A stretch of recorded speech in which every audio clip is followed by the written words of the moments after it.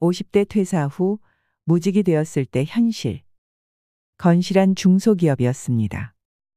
그는 그곳에 경력직으로 들어와서 이제 50대가 되었고 어느새 그곳에서도 임원이 되었습니다. 월급은 대기업 차장쯤 되는 수준이었지만 그래도 여태껏 거기까지 오른 것은 스스로 잘했다고 생각하며 살았죠. 문제는 최근 들어 회사에서 자금 압박 문제가 있었어요. 큰 거래처와 수급 문제가 있었고 게다가 조달금리 상승으로 금융비용도 압박이 심했죠. 정말 위기가 체감되어 갔습니다. 결국 워크아웃 신청이 내부적으로 확정되었던 터라 그는 그때부터 불면증에 시달렸습니다. 어차피 그의 임무는 협력업체 등 채권자에게 회사의 상황을 잘 설명하고 이해해달라는 말을 해야 할 뿐입니다. 자기 코가 석자였지만 회의에 참석하면 죄인이 된 듯 머리를 조아리다가 오는 것이 업무의 대부분이었죠. 건강까지 차츰 안 좋은 신호가 오고 그래서 정말 안 되겠다 싶어 결국 퇴사를 하게 되었습니다.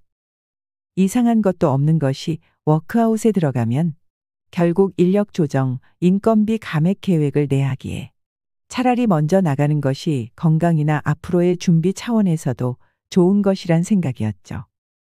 급박하긴 했지만 회사를 나오니 시달리지도 않고 조금 후련해졌습니다.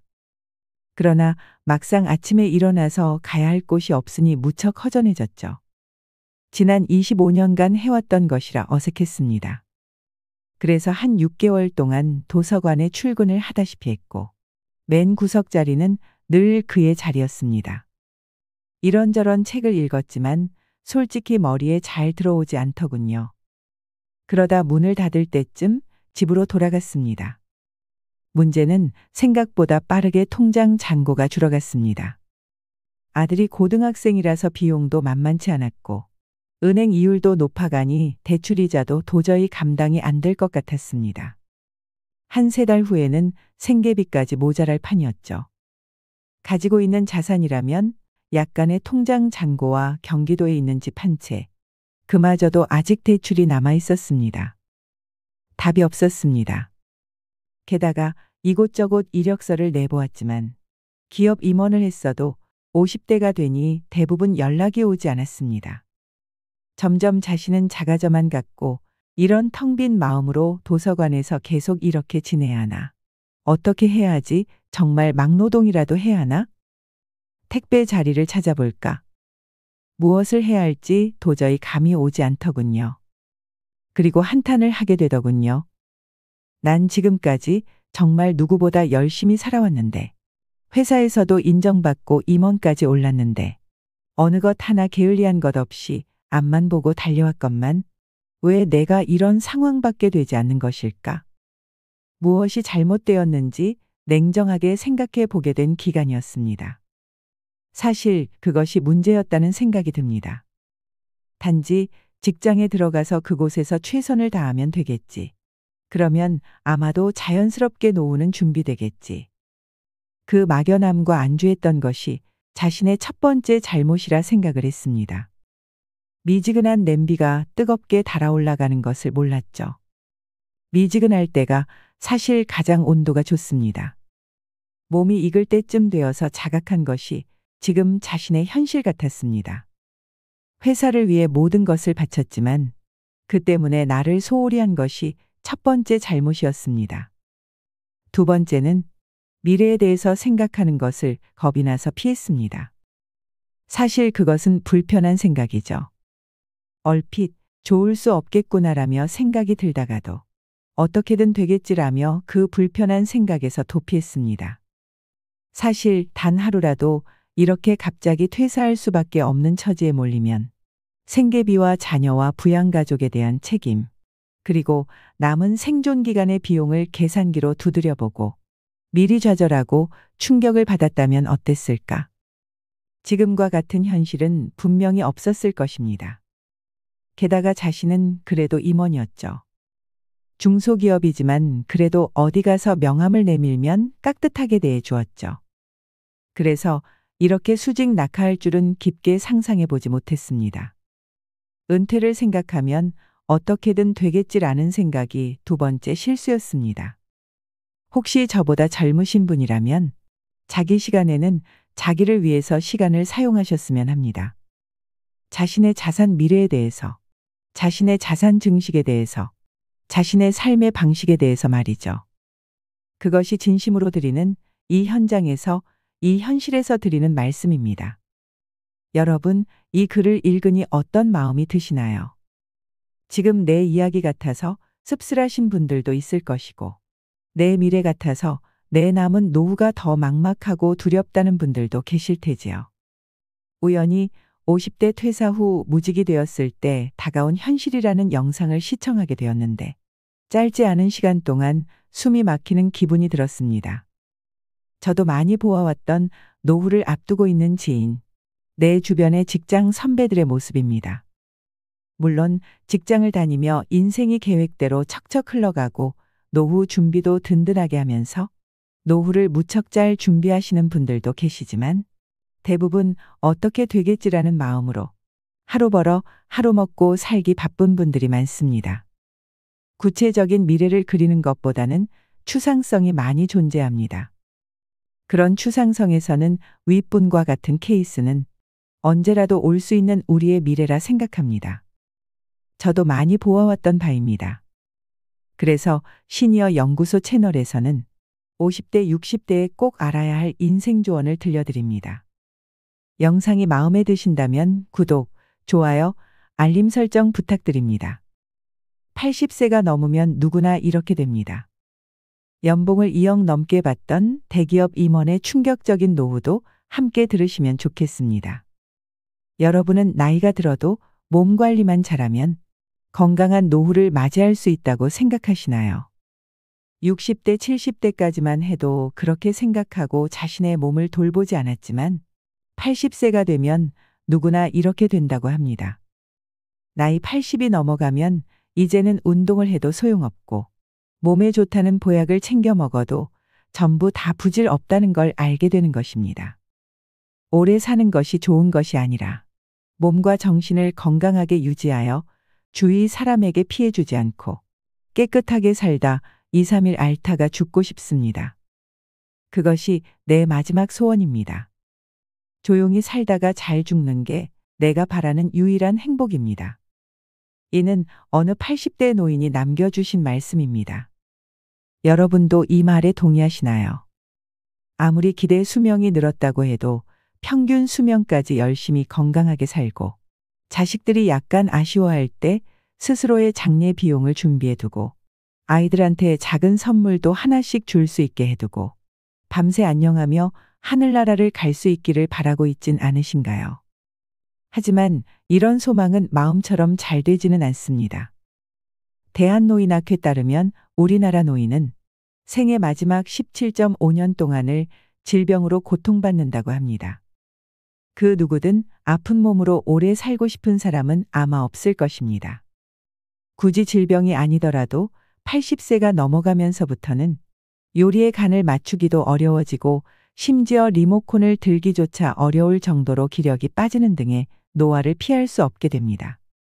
나이가 든다고 해서 건강 관리만이 정답인 것도 아닙니다.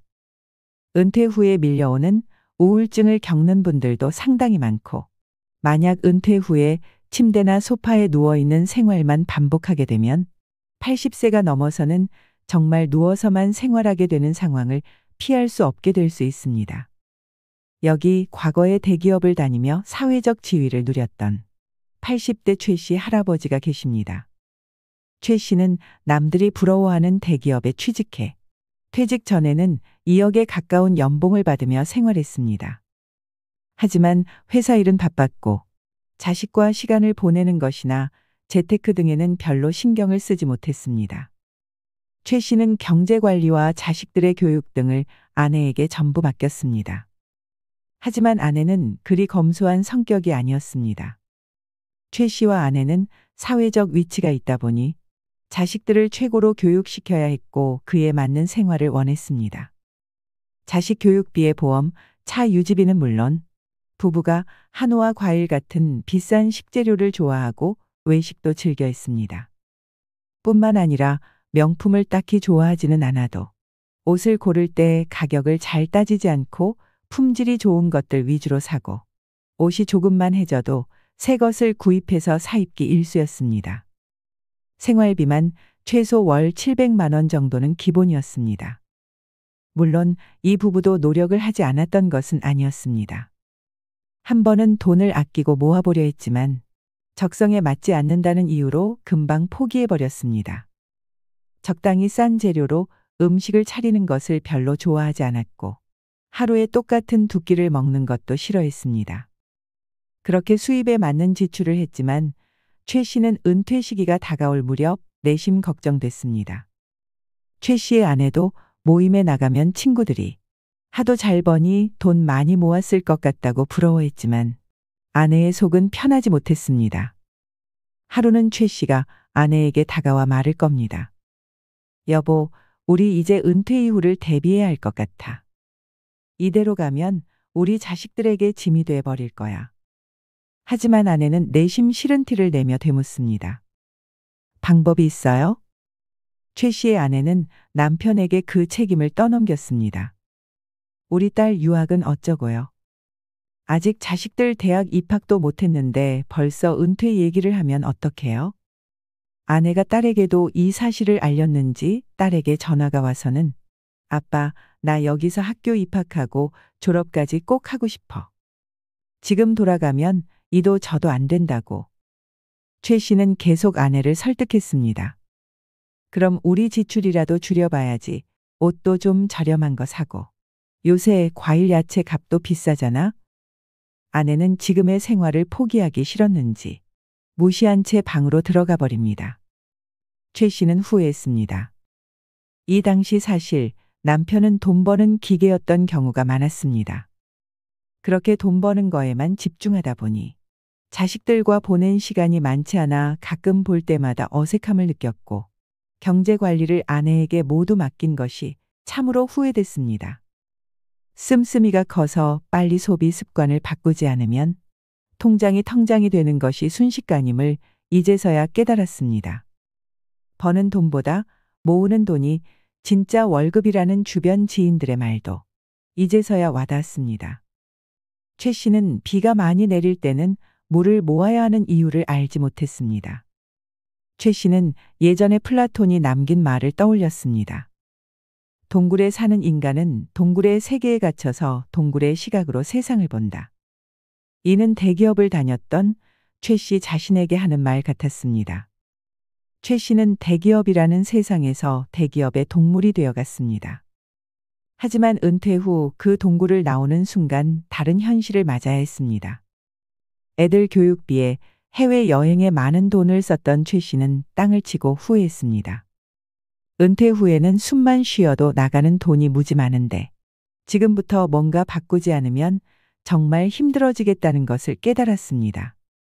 예상했던 날짜보다 최 씨의 은퇴 시기는 빠르게 다가왔습니다. 해고 통보는 정말 30분도 채 되지 않아 이뤄졌습니다. 최 씨는 그래도 아내를 설득하는 데 성공했습니다. 최 씨는 지금 살던 곳에서 조금 작은 아파트로 이사를 했고 아내도 쓰지 않는 물건들을 중고로 팔며 돈을 조금씩 모아갔습니다. 최 씨는 일단 제일 많이 돈이 들어가는 것이 교육비였기에 당장 유학을 가 있던 자식을 국내로 들어오게 해야 했습니다. 하지만 딸은 쉽게 넘어오지 않았습니다. 예진아, 대학은 국내에서 진학하면 안 되겠니? 그럴 거면 나 왜 유학 보냈어? 친구들도 여기 다 있는데 지금 내려가면 어떻게 적응하라고. 최 씨는 딸에게 이런저런 상황을 설명했지만 되레딸의 저항에 부딪혀야 했습니다. 하지만 최 씨는 의견을 굽히지 않았습니다. 어쩔 수 없이 딸은 국내에서 대학을 진학해야 했고 최 씨는 은퇴를 했습니다. 일을 다시 시작하더라도 조금은 쉬었다 하고 싶었지만 이마저도 최 씨는 쉽지 않았습니다. 아내는 삼식이라고 구박하기 시작했고 딸도 아빠가 매일 집에만 있는 것을 편하게 생각하지 않았습니다. 최 씨는 그렇게 우울증이 찾아왔습니다. 간담상조라는 사자성어만큼 돈독했던 친구들과의 관계는 소원해졌고 은퇴한 순간 전화번호는 다 끊겼습니다. 이전에 받던 사회적 지위를 한동안 내려놓지 못했던 최 씨는 힘들어했습니다. 그렇게 최 씨는 은퇴하고 얼마 지나지 않아 일을 시작해야 했습니다. 받은 퇴직금이 어느 정도 있었기에 최 씨는 그 돈을 가지고 치킨집을 차렸습니다. 하지만 회사에서 시키는 일만 하던 최 씨에게 직접 사장이 된다는 것은 완전 다른 일이라는 것을 깨닫는 데는 그리 오랜 시간이 걸리지 않았습니다. 치킨집은 1년 만에 폐업을 했고 다른 일자리를 구하지 못해 새벽 3시에 출근하는 떡집 알바를 시작해서 돈을 벌었습니다. 그맘쯤 최 씨는 다른 직장 동료들 중 한 명이 굉장히 잘 살고 있다는 소식을 접해야 했습니다. 회사 다닐 때 최 씨보다 일을 잘했던 것도 아니고 승진도 최 씨보다 한참 늦게 했지만 최 씨의 직장 동료는 재테크에 성공하고 노후를 잘 준비해서 지금 일을 안 해도 골프 치며 여유롭게 지내고 있다는 소식이었습니다. 최 씨는 속으로 생각했습니다. 은퇴까지 열심히 일하고 편하게 살아야 정상인데 세상이 어찌 된 게 은퇴 후에 일을 더 해야 하는 상황인 건지. 할아버지는 가족 눈치가 보여 밖으로 떠밀려 나와 죽을 때까지 일해야 하는 현실에 참담함을 느꼈습니다. 그렇게 최 씨는 80세가 되었습니다. 최 씨의 아내는 10년 전에 세상을 떠났고 최 씨는 그 이후 건강관리를 꾸준히 했습니다. 최 씨는 그래도 집 한 채가 있었고 연금을 꼬박 받으며 생활했기에 살아가는데 큰 문제는 없었습니다. 하지만 나이가 들수록 자식들의 잔소리를 피할 수는 없었습니다. 80살에 음식을 가려 먹지 않아도 건강했던 최 씨였지만 자식들이 집에 찾아올 때면 이거 먹지 마라, 저거 먹지 마라 하는 소리를 들어야 했습니다. 병원을 가는 일도 잦아졌는데 몸이 아플 때나 자식들에게 부탁할 때마다 눈치를 보기 일쑤였습니다. 그러던 중 그 마을 복지회관에서 마음에 드는 할머니를 만났습니다. 당연히 재혼까지 생각하지 않았지만 자식들은 뭐가 걱정되었는지 할아버지에게 재혼은 안 된다고 말했습니다. 아빠, 설마 그 나이에 재혼할 생각하는 건 아니지? 나 정말 엄마 생각하면 그 꼴은 못 봐. 너네가 나랑 살아줄 거냐? 나랑 살아줄 것도 아니고 이 애비가 아프면 돌봐줄 것도 아니면서 상관하지 마라. 아빠, 원래 그 나이 되면 요양원 가서 지내는 것도 괜찮지. 요새는 다 요양원으로 간다고. 요양원은 죽어도 싫다, 이놈들아. 그쪽 자식들도 있으면 족보도 복잡해지고. 아무튼 재혼은 아니야. 재산 때문에 그러는 건 아니고. 자식들은 찔렸는지 한참을 침묵했습니다. 나이 들면 자식들은 자기의 이익에 따라 부모를 대한다는 말이 이 말이었구나 하고 최 씨는 알게 됐습니다. 아무것도 받을 게 없었다면 자신이 어떻게 하든 신경을 썼을까 하는 씁쓸한 생각이 들었습니다. 이런 최 씨 할아버지의 마음을 누가 알아줄까요? 요즘 시대는 바야흐로 100세 시대. 시대가 빠르게 변하고 있습니다. 젊은 시절은 변함이 없는데 노후만 길어졌습니다. 물론 100세 시대라고 해서 누구나 100세까지 살지는 않습니다. 현재 우리나라의 노인 평균 수명은 80세 초반에서 중반을 웃돌고 있는데 문제는 80세가 넘어가면서부터 급격한 변화가 몰려옵니다.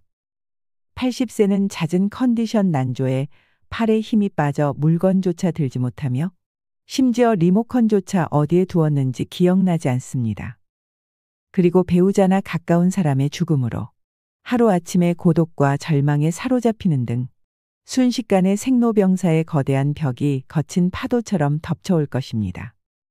그래서 뒤늦게 후회를 해보지만 80세부터의 우리 몸은 관리를 해도 좀처럼 회복이 되지 않습니다. 그래서 80세 이전의 몸 관리와 마음 관리는 너무나도 중요하지만 우리는 이 중요성에 대해 잘 알지 못합니다. 60대, 늦어도 70대부터 관리를 못하면 노년의 생활은 말 그대로 지옥이 될 수도 있습니다. 은퇴 전과 은퇴 후는 아예 다른 삶이 시작됩니다. 퇴직한 분들이 가장 먼저 해야 할 일은 내려놓는 것이라고 합니다. 이전의 사회적 지위는 모두 내려놓고 지금 당장 할 수 있는 일이나 취미를 찾는 것이 좋다고 합니다. 앞서도 얘기했듯 60대, 70대에 아무것도 안 한다면 80대가 되었을 때 정말 아무것도 못하게 되는 몸 상태가 될 수 있습니다. 그렇다면 우리는 은퇴 후 80대가 되기 전까지, 그리고 80 이후에 어떤 점을 주의해야 할까요? 첫 번째는 치아 관리입니다. 전문가들은 100세까지 뜯고 맛보려면 80세에 자연 치아 20개는 있어야 된다고 합니다. 치아 개수를 보면 기대 수명이 보인다고 합니다. 40대는 평균 27.6개의 치아가 남아있는데 치아 1개가 빠지면 사망률이 2% 증가한다고 합니다. 이렇게 치아를 건강하게 유지하여 음식물을 씹는 행위만으로 심장병, 뇌졸중, 치매까지 예방하는 효과가 있습니다. 임플란트를 하시는 분들이 많지만 임플란트는 자연 치아를 대신하는 데에는 한계가 있다고 합니다. 고려대 권종진 교수님은 치아 건강이 노인 건강에 직결된다고 말씀하셨습니다. 음식물을 씹으면 그때 나오는 침이 소화 작용을 도와주고 위와 장 등의 소화기관에 관련하여 각종 질병을 예방하는 항산화제의 역할을 하기 때문입니다. 실제 연구 결과를 보면 치아가 9개 이하인 노인은 치아를 20개 이상 가지고 활발히 음식물을 씹어먹는 노인보다 치매가 발병할 확률이 무려 81% 높았다고 합니다. 임플란트 같은 인공치아는 음식물 섭취 자체에는 문제가 없지만 내구력 측면에서 자연 치아만 못하고 치주 질환에도 취약하다고 합니다. 임플란트라는 기술이 있어서인지는 모르겠지만 많은 사람들이 치아 관리를 잘해주지 못하고 있는 것 같습니다.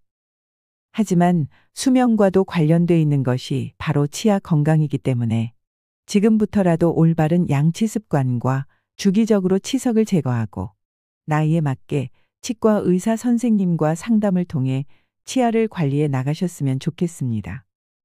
두 번째는 건강검진입니다. 간혹 전문가 분들은 80이 넘으면 건강검진은 받지 않아도 괜찮다고 말합니다. 사실 이때 건강검진을 받는다 한들 대부분의 수치는 좋지 않게 나타날 것이고 만약 암 등을 조기 발견하여 수술을 받아 생명을 조금 연장한다고 해도 수술 후유증으로 고생하는 분들이 많은 것이 이유이기도 합니다. 70에서 80세가 넘으면 병은 완쾌되는 경우가 많지 않다고 합니다. 물론 앞으로 의료 기술이 얼마나 더 발전할지에 따라 차이는 있겠지만 일시적으로 좋아지는가 싶다가도 하나씩 또 다른 부분이 나빠지는 경우가 허다합니다. 80세의 벽의 저자 와다 히데키는 건강하게 오래 살아야 한다라는 과도한 강박과 욕심은 스스로를 압박하고 무리한 절제로 이끌어 결과적으로 행복하지도 건강하지도 못한 삶을 만든다고 말했습니다. 건강하겠다는 강박에 빠지지 말고 당장 내일 생이 마감돼도 후회되지 않도록 무리하지 않은 선에서 하고 싶은 일을 하라고 저자는 권합니다. 이것이 바로 저자가 말하는 80세 이후 100세까지 남은 20년을 행복하게 보낼 수 있는 단 하나의 방법이라며 말이죠. 80세가 되면 친구들 반 이상이 세상을 떠나는 경우도 많고 몇 안 되는 친구들 또한 요양원이나 요양병원으로 들어가게 되기도 합니다. 또한 자연스럽게 몸의 불편함도 증가합니다. 뇌경색이나 심근경색, 폐렴 등 수명을 직접적으로 위협하는 질병뿐 아니라 조금만 깜빡해도 치매인가 하는 불안감을 떨칠 수 없게 됩니다. 사실 80이 넘어가면 언제 어떤 병이 발생할지 알 수가 없습니다. 오늘은 40대와 같은 건강함을 느끼다가도 당장 내일 돌연사할 수도 있습니다. 그래서 80이 넘으면 당장 내일 죽어도 후회하지 않는 인생을 보내는 것이 좋습니다. 세 번째는 나와 맞는 의사 선생님을 찾는 것입니다. 앞서 얘기했듯 80대가 되면 병원에 가는 빈도가 늘어나게 됩니다. 이때는 무조건 유명한 병원을 찾는 것보다 나와 잘 맞는 의사 선생님을 만나는 것이 중요하다고 전문가들은 말합니다. 다음과 같은 의사들은 피해주는 것이 좋습니다. 첫째, 수술, 시술밖에 없다고 하면서 바로 수술하려는 의사. 둘째, 삶의 질은 안중에도 없고 수치만 강조하는 의사. 셋째, 약 처방을 강하게 하는 의사입니다. 물론 유명한 병원에도 훌륭한 의사분들이 많이 계시지만 그것과 관계없이 80세가 넘어 나와 잘 맞는 의사를 만나는 것은 행운입니다. 카센터 전문가는 소리만 듣고 최소 범위로 수리하지만 돌팔이는 이곳 저곳 손대다 다른 곳으로 옮기게 하거나 결국 폐차하게 만듭니다. 사람 치료도 이와 다를 바가 없는 것 같습니다. 네 번째는 입맛의 변화입니다. 여러분, 혹시 나이가 들면서 유독 입맛이 예전 같지 않거나 식욕이 줄어드는 경험 있지 않으신가요? 실제로 나이가 들면 혀도 마찬가지로 노화한다고 합니다. 이 중 특히 짠맛이나 단맛에 대한 감각이 많이 떨어집니다. 미각뿐만 아니라 후각도 마찬가지입니다. 80세 이상의 80%는 젊었을 때 후각 기능의 10%밖에 남아있지 않다는 연구 결과가 있을 정도입니다. 냄새를 잘 맡지 못한다는 것은 음식의 향을 제대로 느낄 수 없다는 것이기 때문에 입맛이 결국 떨어지게 되는 것입니다. 하지만 이때 입맛이 떨어진다고 해서 음식을 거르면 안 됩니다. 이때일수록 누군가가 이거 먹지 마라, 저거 먹지 마라 해도 섭취량을 줄이는 것보다 이것저것 가리지 않고 먹는 것이 좋습니다. 오히려 80세가 넘어가면 약간의 체중 증가가 장수에 도움을 준다는 연구 결과도 있다고 합니다. 다섯 번째는 변비입니다. 나이가 들수록 변비에 노출되는 노인분들이 많습니다. 실제 건강보험심사평가원에 따르면 국내의 변비 환자 중 60대 이상의 환자가 39%, 80대는 전체의 11.1%를 차지했습니다. 나이가 들면서 앞서 얘기했던 입맛이 떨어지거나 약해지는 치아로 인해 장의 활동이 점점 감소하게 되고 침대에 누워있는 시간이 많은 등 신체 활동이 감소하면서 변비가 걸리기 쉬워집니다. 변비에는 식이섬유와 물 섭취를 조금 늘려주는 것이 도움이 되고 장 운동을 위한 마사지를 해주는 것도 좋습니다. 방법은 다음과 같습니다. 아랫배에 따뜻한 수건 또는 핫팩을 올려 30분간 배를 데워줍니다. 그리고 손바닥을 오른쪽 아랫배에 올려놓고 시계 방향으로 원을 그리며 천천히 배를 쓸어줍니다. 그 다음으로 좀 더 작은 원을 그린다는 느낌으로 다시 배꼽 오른쪽부터 시계 방향으로 문질러주면 됩니다. 추가로 명치에 양주먹을 올린 후 옆구리 방향으로 쓸어내린 후 손바닥을 이용해서 배 전체를 쓸어주고 마지막으로는 왼쪽 아랫배를 항문 방향으로 쓸어주면 됩니다. 이 마사지는 배에 자극이 갈 정도의 세기로 해줘야 효과가 있으며 일주일에 최소 2에서 3회 정도 해주면 변비에 도움이 된다고 합니다. 80세가 넘었을 때 과도한 운동은 오히려 노화를 촉진하는 결과를 가져올 수 있습니다.